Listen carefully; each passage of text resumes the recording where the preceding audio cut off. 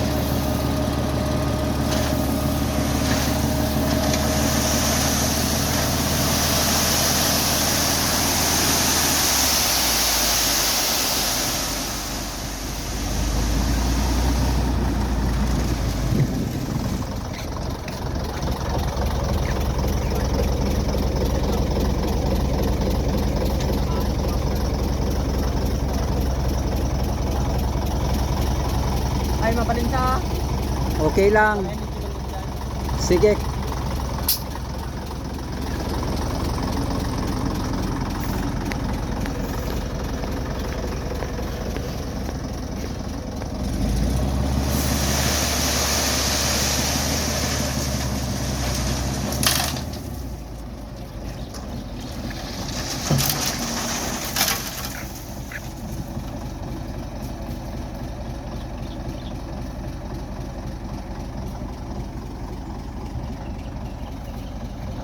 Panajin dito sa sila nang garag.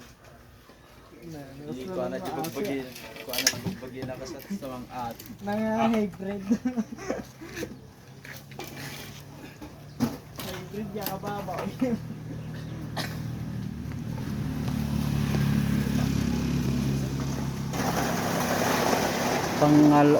Pangalawang column yun na binubuhusan. Pangalawang column. Day 5 ito. Ito, lalagyan nila ng forma. Yun, binubuhusan. Ito, flex. Tapos lalagyan din ng forma. Ito, hinuhukay pa lang.